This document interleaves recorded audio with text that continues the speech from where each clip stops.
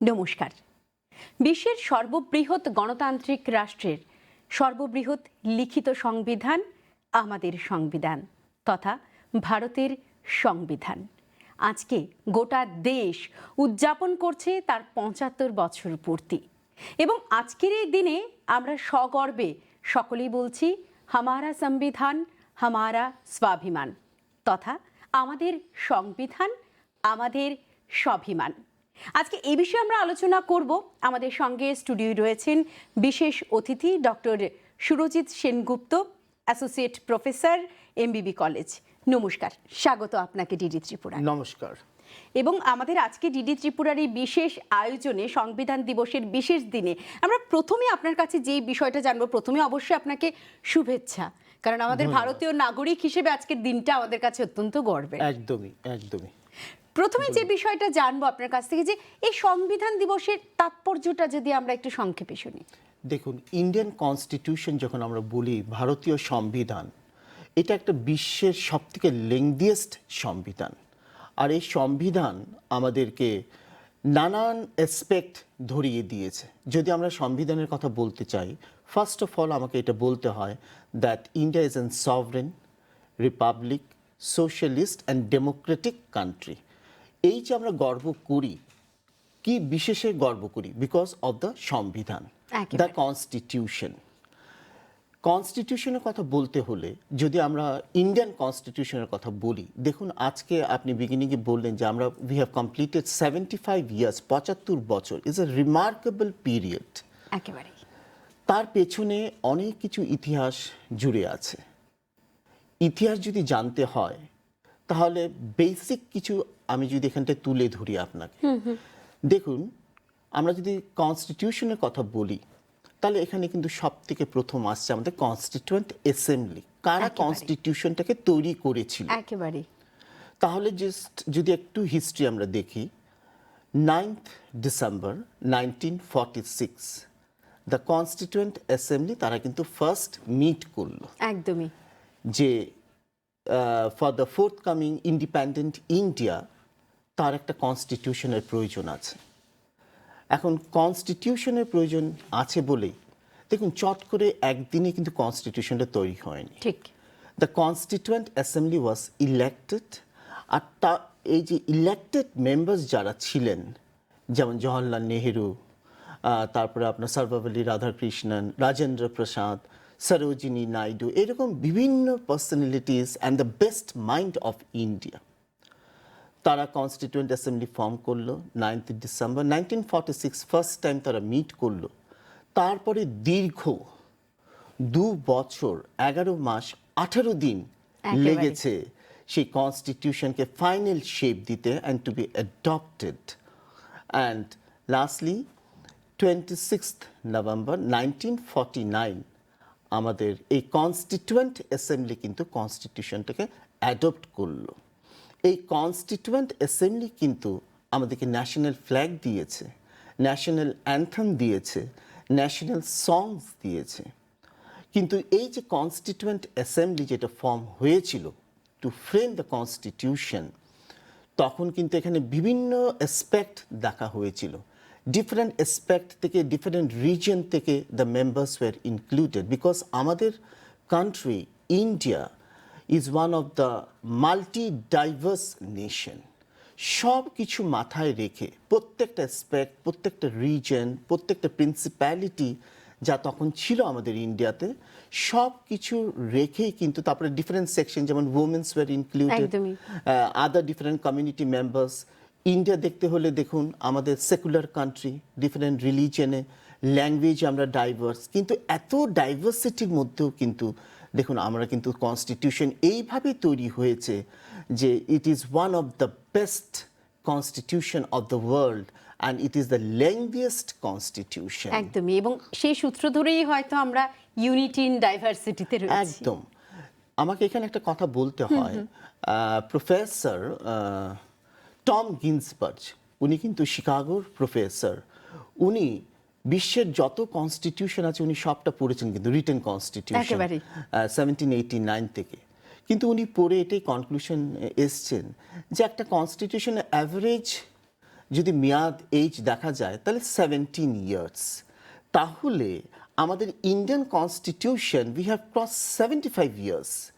তার মধ্যে কি বেসিক কতটা মানে ইম্পর্টেন্স, কতটা গুরুত্ব দিয়ে তখনকার যে বিজ্ঞ নেতারা, দ্য একদম, বেস্ট একদম। Minds of the Indian population at that time, যে তারা কনস্টিটিউশনটাকে তৈরি করেছে প্রত্যেকটা অ্যাসপেক্ট। আর দেখুন এই যে 2 বছর 11 মাস 18 দিন, তার মধ্যে number of sessions, debate and number of মানে কোনটা ইনক্লুড করা যায়, কোনটা ইনক্লুড করা যায় না, কোনটা হলে ভালো, কোনটা হলে ভালো না, এই বিষয়গুলো কিন্তু খুবভাবেই তারা কিন্তু চর্চা করেছে, ডিবেট করেছে। একেবারে। আর এটা একজনের কথা হয়নি। ইয়েস, যেমন ডক্টর B.R. আম্বেদকর, উনি চেয়ারপারসন ছিলেন অফ দ্য কনস্টিটিউশন। উনি 1948, কেন কি এটা সবসময় একটা বলা হয় যে Indian constitution is the lengthiest constitution. এত বড় কনস্টিটিউশন, তাকে কিভাবে সামাল দেওয়া, কিভাবে দেখা। ঠিক। কিন্তু তখন ইন 1948 একটা খুব স্ট্রং ভাষণ ডক্টর B.R. আম্বেদকর দিয়েছিলেন with regard to the constitution. তখন বলছিল যে দেখুন আমাদের country India's just attain the independence, আমরা তো নতুন দেশ, একদম। আর এত ডাইভার্সিটি, এত টার্ময়েল, রিলিজিয়ন বলুন, ল্যাঙ্গুয়েজ বলুন, রিজন বলুন, তার জন্যে সব কিছু লেখা থাকলে, নথিবদ্ধ থাকলেই then there will be not that problem. এই যে সমস্যাগুলো, ডিফারেন্ট রিজনসের সমস্যা, ঠিক। অনেক ধরনের সমস্যা, তাহলে এই জায়গাটায় কিন্তু আমাদের অনেকটা সিকিউরড, কেন কি আমাদের সব কিছু কিন্তু লেখা। And when the constitution was framed, আপনি নিশ্চয়ই জানেন, আমরা সবাই জানি, আমরা এগুলো স্কুলেও পড়েছি, যে United states, Germany, Japan, Ireland, প্রত্যেকটা কনস্টিটিউশন থেকে ডিফারেন্ট সোর্স থেকে কিন্তু হেল্প নেওয়া হয়েছে। আর দ্য বেস্ট থিং যেটা আমাদের ইন্ডিয়ান কনস্টিটিউশনের মধ্যে ইনক্লুডেড করা হয়েছে, যেমন বেসিক যদি আমরা স্ট্রাকচার অফ দ্য কনস্টিটিউশন দেখি, দেখুন আমাদের কনস্টিটিউশন কিন্তু ইট কন্টেন্স এ প্রিয়াম্বল, একদম।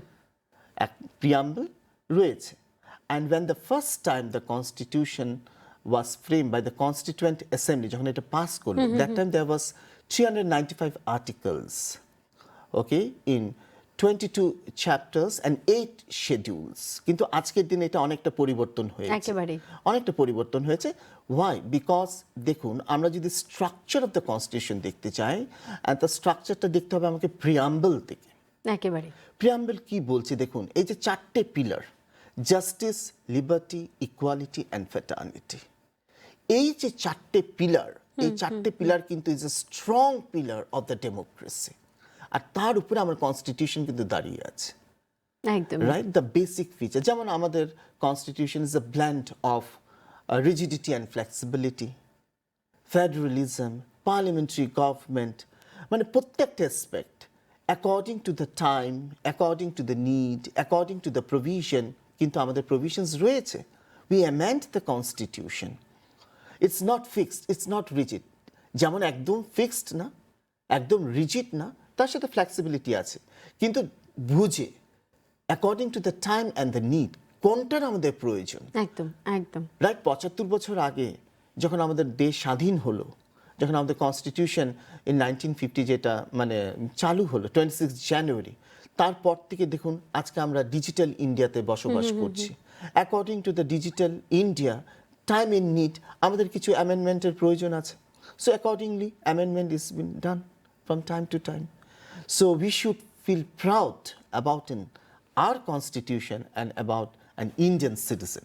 একেবারেই, যেটা আপনি শুরুতেই বলছিলেন যে এই দীর্ঘ 2 বছর 11 মাস 18 দিন সময় নিয়ে আমাদের কনস্টিটিউশন তৈরি করা হয়েছে, এবং আজকের দিনে দাঁড়িয়ে যখন আমরা 2024-এ কথা বলছি, তখনও তার প্রাসঙ্গিকতা একই রয়ে গেছে। অর্থাৎ কতটা বিশদভাবে আলোচনা বা কতটা অনেকটা এগিয়ে আমরা যদি বলি, সেটা তৈরি করা হয়েছিল। একদমই, একদমই প্রত্যেকটা অ্যাঙ্গেল দেখা হয়েছে, রাইট ফ্রম আপনার rural aspect, urban aspect, hilly region, strategic zone, মানে প্রত্যেকটা অ্যাসপেক্ট। তারপরে ধরুন আমাদের এই যে কান্ট্রি, আমাদের লিঙ্গুইস্টিক ডাইভার্সিটি বাট শিডিউলে রাখা আছে, language, religion, secularism, patriotic note.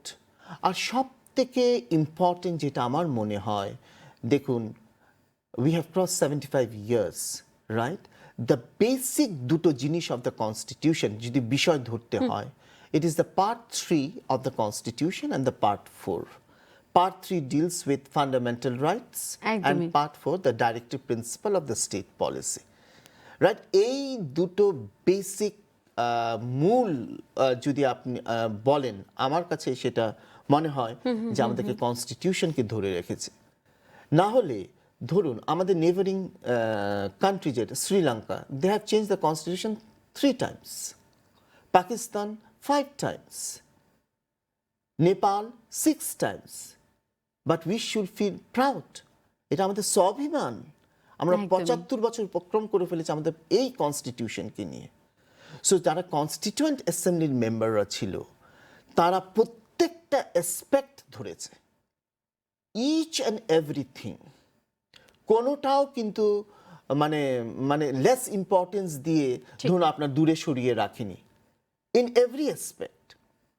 Yes, constitution আছে, আমরা এগিয়ে এসেছি, okay, and India is a land of opportunities, একদম অ্যান্ড উই নো দ্যাট আমাদের দেশ, আমাদের country, we are rich in young population. এবার আমার ইয়ং পপুলেশনের দায়িত্ব, দ্য ইউথসের দায়িত্ব, যে এই যে 75 ইয়ার্স আমরা এসছি, এটা আরও 25 বছর, 50 বছর, 100 বছর এগিয়ে যাবে। বাট একেবারেই। the torch bearer are our next generation, the young, the youths, the population. একেবারে এটাই। এটাতেই আসবো। একটু যদি আমরা পেছনের দিকে তাকাই, যে এতটা সময় কেন লাগলো আমাদের সংবিধান দিবসকে এরকম ভাবে আমরা আজকের দিনে দাঁড়িয়ে যেখানে উদযাপন করছি, আপনি কথা বলছেন, আমাদের দর্শকরা শুনছে, আমরা সগৌরবে উদযাপন করছি, একেবারে আমাদের মাননীয় প্রধানমন্ত্রী থেকে শুরু করে আমরা প্রত্যেকে আজকের এই এটা খুব দিনটাকে একটা গর্বর ব্যাপার। ঠিক গর্বের সহিত আমরা উদযাপন করছি। কিন্তু 2015 থেকে উদযাপনটা সাড়ম্বরে শুরু হয়েছে, এতটা Yes, সময় মানে কেন লাগলো? মানে এই যে পপুলারিটিটা, কিন্তু না, মানে ইন 1949 26 নভেম্বর, তখন কিন্তু আমরা যদি আমরা ইতিহাস দেখি, তখন কিন্তু এটা ল ডে হিসাবে মানে সেলিব্রেট করা হতো। তারপরে আস্তে আস্তে এখন আমরা এটা কনস্টিটিউশন ডে হিসাবে সেলিব্রেট করি। একদমই। ইয়েস, আপনি খুব কারেক্টলি পয়েন্ট আউট করেছেন, এটা একটা বিশাল ব্যাপার। কিন্তু হোয়াট এভার, মানে শুরু তো হয়েছে। শুরু তো হয়েছে। ইয়েস, কিন্তু কনস্টিটিউশন ডে যেটা, সেটা ধরুন আমাদের পাঠ্যর মধ্যে রয়েছে। স্কুল ছাত্ররা, আমরা এটা স্কুলে ইতিহাসে পলিটিক্যাল অ্যাসপেক্ট যেটা সিভিক সাবজেক্ট রয়েছে, এখানটা আমরা পড়াশোনা করি, আমরা জানি। কিন্তু ইয়েস, এটা একটা বিশাল initiative from the government side, যে এই দিবসটাকে এতটা পপুলার করার জন্য। একদমই। বিকজ একটা দেশ, একটা কনস্টিটিউশন, সভরেন কান্ট্রি একটা কনস্টিটিউশনকে দাঁড়িয়ে থাকে। Okay, the law making, the law abiding, the rules, the regulations, right? তাহলে তো তাকে সেই পপুলারিটি, তার সেই গুরুত্ব যে 2015 আগে ছিল না, সেটা মানে একদমই না, গুরুত্ব ছিল, কিন্তু সেই পপুলারিটিটা, একেবারে। সেলিব্রেশনটা সকলের কাছে পৌঁছে দেওয়ার যে বিষয়টা। যেমন এই যে আপনি খুব কারেক্টলি বলেছেন যে এই যে আজকের দিনটা আমরা উদযাপন করছি, আপনি দেখুন ডিফারেন্ট স্তরে, school, college, university, non government organisation, সব জায়গায় কিছু না কিছু প্রোগ্রাম হচ্ছে। একদম। কিছু এসে কম্পিটিশন হচ্ছে, কুইজ কম্পিটিশন হচ্ছে, ডিবেট হচ্ছে, পেন্টিং কম্পিটিশন, আর্ট কম্পিটিশন। এই যে একটা সচেতনতা, একদম। এই যে একটা মানে একটা বিষয়কে নিয়ে চর্চা করা, যে we are Indian citizen and we have cross 75 years with this constitution, তার যে একটা স্পিরিট, দ্যাট পেট্রিয়টিক পার্ট, সেটা তো অবশ্যই ইয়েস 2015 থেকে সেটা অনেকটা এগিয়ে এসছে। আজকে আমরা অনেক জায়গায় নানানভাবে, যেমন এই যে আজকে দূরদর্শন এই প্রোগ্রামটা হচ্ছে, এটাও তো one of the part of the একেবারেই, সেলিব্রেশন, একেবারেই। রাইট? এটা আমার পুরো মাসের কাছে পৌঁছে যাবে, পুরো সমাজের কাছে পৌঁছে যাবে। তো এই বিষয়গুলো ইয়েস, আমরা আগামী দিনেও আরও কিভাবে তাকে নিয়ে আরও কিভাবে চর্চা করা, আরও কিভাবে পপুলারিটি আনা ছেলেমেয়েদের কাছে, সেই মেসেজটা ধরুন পাঠ্যর মধ্যে যেটা থাকে, অনেক সময় কি হয়, ছাত্ররা, যেমন আমিও স্টুডেন্ট ছিলাম, আপনিও ছাত্রী ছিলেন, আমরা কিন্তু সিলেবাসে থাকলে মানে পরীক্ষায় পাশ করতে হবে বলে একদম, আমরা এটাকে মাগাপ করে একদম, ফেলি। একদম। কিন্তু তার যে গুরুত্বটা, তার যে ইম্পর্টেন্সটা, তাকে যে জানার আগ্রহটা, এই জায়গাটা আমাদেরকে জাগাতে হবে। To our young population, say class 4 থেকেই হোক না, ক্লাস 5 থেকেই হোক না, এই যে কনস্টিটিউশন কি আমরা সবাই জানি, প্রিয়াম্বল আছে, we the people of India sovereign Republic, কিন্তু তার যে মূল কারণ, একদম ফেটার্নিটি বলতে আমরা কি বুঝতে পারছি, লিবার্টি বলতে আমরা কি বুঝতে পারছি, right, justice, what type of justice, fundamental rights, yes, আমাদের যখন ফান্ডামেন্টাল রাইট পার্ট 3 কথা বলি, কনস্টিটিউশনের ফান্ডামেন্টাল রাইটস, রাইট, আমরা সবাই জানি, কিন্তু কতটুক ইন ডিটেইলস, ইন ডেপথ আমরা জানি, একদমই which part of the constitution deals with fundamental rights? যেমন ধরুন ফান্ডামেন্টাল রাইটস রয়েছে, তার সাথে আমার ফান্ডামেন্টাল ডিউটিস রয়েছে। Constitution was amended to include fundamental duties. তাহলে অ্যাজ অ্যান ইন্ডিয়ান সিটিজেন আমি যেরকম রাইট আমার অনুভব করব, তার সাথে আমার ডিউটিসও পারফর্ম করতে হবে। To respect our national monuments is one of the fundamental duties. এরকম অনেক ফান্ডামেন্টাল ডিউটিস রয়েছে। তো এই যে বিষয়গুলো কিন্তু today it is very important. আজকে কেন আমরা ইম্পর্টেন্ট বলছি, দেখুন today we are living in the age of technology, একেবারে ওকে, সোশ্যাল মিডিয়া, তার জন্যে যা আমি জানি কোনো ডাইভারশনে চলে না যাই, আমার যে মূল, আমার যে আসল গোড়াটা, এই জায়গাটাই জানি I stick to my point. যতই আমার কাস্টম বলুন, ট্রেডিশন বলুন, রিলিজন বলুন, কালচার বলুন, yes there is a diversity and in that diversity we are rich.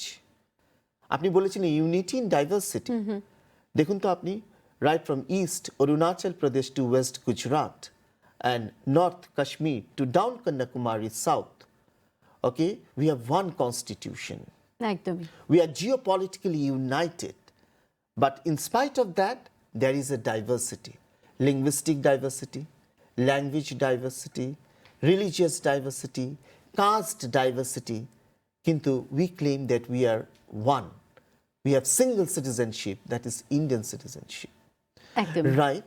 এই যে ডাইভার্সিটি, এখানেও কিন্তু আমাদের বিউটি রয়েছে। We don't see this type of diversity anywhere in the world. We are so rich in our culture, our tradition, our heritage, and এই বিষয়গুলোই কিন্তু constitution আমাদেরকে বারবার জানান দেয়। We should not forget all this thing. Yes, আমরা modern হব, আমরা আধুনিক হব, কিন্তু আমার ট্রেডিশনকে আমি ভুলবো না। আমার ভিতটা একটাই থাকবে। একদম ম্যাডাম, আমার ট্রেডিশনকে আমি ভুলবো না। There has to be a balance, a continuity, right. আমি আমার ট্রেডিশন, ঐতিহ্য, হেরিটেজ সব ভুলে যদি আমি মডার্ন হয়ে যাই, no, that is not Indian culture. এটা আমার সংবিধান আমাকে শেখায় না। দ্য কনস্টিটিউয়েন্ট অ্যাসেম্বলি এইভাবে সংবিধান তৈরি করেনি, রাইট। তো every aspect has its own importance, and we as an Indian citizen, আমি টিচিং ফ্যাটার্নিটিতে আছি, it is my moral duty, my moral responsibility to deal with my students. কেন, আমি তো বাড়িতে I M A guardian, I M A parents. তাহলে আমাদের প্রত্যেকের যারা আমরা রয়েছি, এটা আমাদের মরাল রেসপন্সিবিলিটি, আমাদের মরাল দায়িত্ব যে আমরা জানি এই যে সংবিধানকে কি কি বিষয় রয়েছে তাকে জানার ইচ্ছা, তাকে ভালো করে বোঝার ইচ্ছা, আর সেই মেসেজগুলো জানি আমাদের ইয়ং জেনারেশনের কাছে যেন আমরা ইন ট্রু সেন্স পৌঁছে দিতে পারি। একদম, দিস ইজ ইম্পর্টেন্ট। সেটাই বলছিলাম যে হয়তো আমরা অনেকটা দেরিতে উদযাপন তার শুরু করেছি, কিন্তু এখনো কি মনে হয় যে আমাদের ভারতবর্ষের, বিশেষত আমরা যদি একটু গ্রামীণ এলাকায়, একটু রুরাল দিকটাই বলি, যে প্রতিটি মানুষ হয়তো এখনো, যেটা আপনি বলছিলেন আমাদের প্রিয়াম্বল বা আমাদের এই সংবিধানের যেটা সারমর্ম, সেটা অনেকেই জানেন না বা সেখানে অনেকটা গিয়ে পৌঁছে না, সেই জায়গাটায় বোধহয় আমরা একটু পিছিয়ে রয়েছে। রাইট ম্যাডাম, এই যে প্রথমেই যখন প্রিয়াম্বল যদি বললাম জাস্টিস, রাইট, আমরা জাস্টিসের কথা প্রতিনিয়ত বলি। যদি জাস্টিস হয় তাহলে কেন আজকের দিন অবধি আমরা ইনইকুয়ালিটির কথা বলছি? একদম একদম। দিস ইন জেন্ডার ইনইকুয়ালিটি, আমি অন্য ইনইকুয়ালিটি বাদই দিলাম, রাইট, জেন্ডার ইনইকুয়ালিটি, রাইট। আমাদের কাগজ কলম, পলিসিস, প্রোগ্রামস, আমরা সবখানে ইকুয়ালিটির কথা বলে যাচ্ছি। But till date we have crossed 75 years of independence. We are celebrating the 75th year of our constitution, but still inequality prevails. Right? তাহলে এখানেই আমাদের, আমি যদি বাকি বিষয়গুলো যদি নাই ধরি, রাইট, কিন্তু ইয়েস এটা রয়েছে, কিন্তু তাকে আমাকে কাটিয়ে এগিয়ে যেতে হবে। একেবারেই, রাইট, তাকে কাটিয়ে এগিয়ে যেতে হবে। And the basic things it starts when we talk about all this thing, because we know that charity begins at home, right from our family level. Right, madam? Justice. Yes, of course, justice. Justice is the basic mantra of a nation. তার সাথে তো, of course, equality, fraternity, and liberty. Fraternity কেন? To spread the brotherhood. Why? Because আমরা দেখেছি আমাদের Indian সিচুয়েশনে there were lot many turmoils, there are lot many problems, but again at the same time we are in peace, we are in harmony because of the essence, the spirit of fraternity. Right? Liberty, you have to be liberal. All the people, okay, every citizen, there should not be any discrimination in caste, creed, religion, sex, and so on and so forth. Because our constitution guarantees us with different articles, right to equality, right to this, right to that, right to freedom of movement, freedom of speech. প্রত্যেকটা বিষয় আমাদের রয়েছে, একদমই প্রত্যেকটা বিষয়, কোথাও কিন্তু আমাদের কনস্টিটিউশনের বাইরে না। কিন্তু ইয়েস, খুব কারেক্টলি আপনি বলেছেন যে এই বিষয়গুলো, right, at the rural areas where আজকের দিন অবধি due to many reasons there sometimes rampant illiteracy prevail in spite of government initiative, number of schemes, programs, এরকম অনেক কিছু রয়েছে, কিন্তু তাও ল্যাকিং তো রয়েছে, একেবারে ল্যাকিং রয়েছে এই যে সংবিধানকে জানার জন্য কি কি বিষয় সংবিধানটা কি আসলে, ওকে, বিকজ আমরা অনেক সময় এই বিষয়গুলোকে কিন্তু আমরা মানে এতটা গুরুত্ব দেই না, আমরা কিন্তু জাস্ট এগিয়ে চলে যাই, এটাই। এবার হ্যাঁ বলুন যেটা বলছিলেন। না, সেটাই বলছিলাম, এই যে মানে ইনইকুয়ালিটির কথাটা বললাম, তাহলে যদি আমরা জাস্টিসের কথা বলি তাহলে দেখুন তো আজ অব্দি inequality, right, gender inequality, because gender inequality is one of the basic things, and today's context যদি আজকে আমরা বলতে হয়, দেখুন this transgender, the same sex marriage and all, it was been amended in our constitution, কিন্তু আমাদের IPC কি বলছিল, that it was not allowed, কিন্তু এখন সেটাকে ডিক্রিমিনালাইজড করে দেওয়া হয়েছে, একেবারে রাইট। তো আমাদের কনস্টিটিউশন প্রত্যেকটা বিষয় কিন্তু there is a provision, but yes, with appropriate justification, bill pass করাতে হবে, মুভ করতে হবে, অ্যাক্ট হবে, আইন হবে, and then it has been included. তো আমি যদি জাস্টিসের কথাটা এখানটা তুললাম, যেমন economic justice, social justice, then political justice, yes, and one of the reason যে এখানটা আরেকটা বিষয় যেটা বলার, যদি আমার ডেমোক্রেসিকে successful, yes we are the biggest democracy and we are the successful democracy, সব কিছুই আছে, কিন্তু everything depends on the electorate. একেবারে। এবার আপনার কথা সূত্র ধরেই বলবো, যেটা আপনি বললেন যে সমস্ত কিছুই নির্বাচিত জনপ্রতিনিধিদের উপর ডিপেন্ড করে, সেই বিষয়টা বলবো যে আমাদের সংবিধান যে বলছে সরকারের স্বরূপ কেমন হবে সেটাও সংবিধান উল্লেখ করে দিয়েছে, রাজ্যের অধিকারগুলো কি থাকবে সেগুলিও সংবিধান উল্লেখ করে দিয়েছে, এই বিষয়গুলো নিয়ে যদি একটু যেমন এই যে madam federalism, the division of power between the center and the state, bicameral legislature, we have existence of two houses, এগুলো সব সংবিধানের মধ্যে আছে। দেন ইলেকশন প্রসিডিওর, যেমন সংবিধান ধরুন আমাদের judiciary, executive and then legislature, but judiciary is totally separated, right? Yes, of course, কেন কি যদি এটা সংবিধানে না থাকতো then there will be a chaos, একদমই, কেন কি এত বড় দেশ, তার এত বৈচিত্র্য, প্রতি 50 কিলোমিটার বলা হয় ভারতবর্ষে অতিক্রান্ত করলে তার খাবার দাবার, তার ঐতিহ্য, কালচার, ল্যাঙ্গুয়েজ, পরিবর্তন, তাহলে এত বড় দেশকে যদি ওইরকম বেসিক আমার কনস্টিটিউশনাল ম্যান্ডেট না থাকে, রিটেন না থাকে, then the country will go in chaos. একদমই। এই যে আপনি খুব কারেক্টলি বলেছেন that the form of government, distribution of power between the center and the state, union list, state list, concurrent list, everything is been in the constitution, so that জানি কোনো chaos সৃষ্টি না হয়। everything it was done by the constituent assembly. এই যে সংবিধানটা করার সময় 2 বছর 11 মাস 18টা দিন, and they had a number of debate, the member were more than 300। কেন ডিবেট করেছে? প্রত্যেকটা বিষয় তারা যাচাই করেছে, একেবারে প্রত্যেকটা অ্যাসপেক্ট তারা তুলে ধরেছে যে তার পজিটিভ সাইড কি হতে পারে, তার নেগেটিভ সাইড কি হতে পারে। ঠিক। প্রত্যেকটা বিষয় দেখে, and then finally the constitution was adopted. So we should put salute to that constituent assembly, and of course, yes, Dr. B.R. Ambedkar, he took the leading role. একেবারে শেষে যে কথাটা বলবো যে আমাদের প্রতিটা জাতির ভবিষ্যৎই তো নির্ভর করে তার যুবক যুবতীদের উপর, ইয়ুথদের উপরে।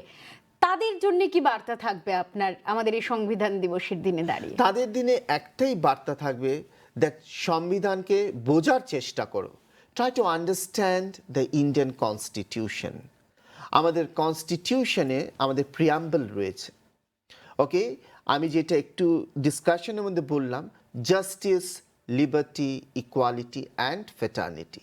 কনস্টিটিউশন যেরকম আমাদেরকে অনেক কিছু গ্যারান্টি দিয়েছে, তার সাথে আমরা যারা, তোমরা যারা ইয়ং জেনারেশন যারা, তোমাদেরও কিন্তু অনেক বড় ভূমিকা রয়েছে যে তোমার দেশকে ভালোবাসতে হবে।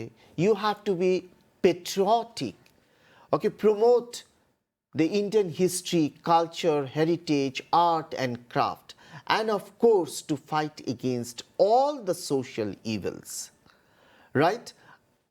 যা যা সোশ্যাল ইভেলস আছে, আমরা প্রত্যেকটা সোশ্যাল ইভেলস আমরা প্রত্যেকে একসাথে হাতে হাত মিলিয়ে সেখানটা আমরা কোনো ডিসক্রিমিনেশন, কোনো বিবাদ আনবো না। Rural, urban, educated, uneducated, tribal, non tribal, আগে আমরা সবাই ভারতীয়।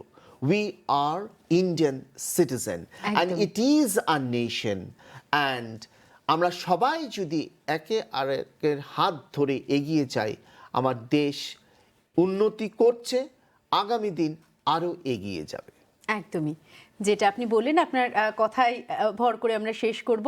তবে একটা ছোট্ট বিষয় জুড়বো। আজকে আমি একটা জায়গায় কোনো জায়গায় শুনছিলাম যে এই সংবিধানের উপর ভর করে, তার থেকে শক্তি নিয়ে ভারতবর্ষ আজ অর্থনীতিতে গোটা বিশ্বের মধ্যে 5ম স্থানে রয়েছে, এবং খুব শীঘ্রই যেটা স্বপ্ন যে 3য় স্থানে যাবে। আরো অনেক কিছুতে আমরা এগিয়ে যাব, অনেক কিছুতে আমরা এগিয়ে যাব। এবং আপনি যেটা বললেন এগিয়ে যাওয়ার বিষয়, সেটাতে আজকের এই সংবিধান দিবসের শেষে আমাদের একটা কথাই থাকবে, আমরা আমাদের সংবিধানকে মেনে চলবো।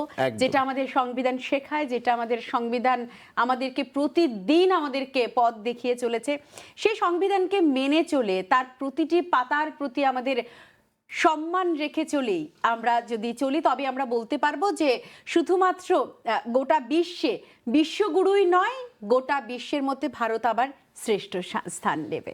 একদম, and we should feel proud about it. একেবারে আপনাকে অসংখ্য ধন্যবাদ আজকে বিশেষ দিনে আমাদের সময় দেওয়ার জন্য, এবং আপনারা যারা এতক্ষণ আমাদের সঙ্গে ছিলেন আপনাদেরও অনেক ধন্যবাদ। এবং অবশ্যই আরও একবার আপনাদের শুভেচ্ছা 75তম সংবিধান দিবসে। চলুন আমাদের একেবারে যেই মূল মন্ত্র এবারের, আমাদের সংবিধান আমাদের স্বাভিমান, সেই সূত্রকে সামনে রেখে আমরা আগামী দিনে পথ চলি। নমস্কার। নমস্কার।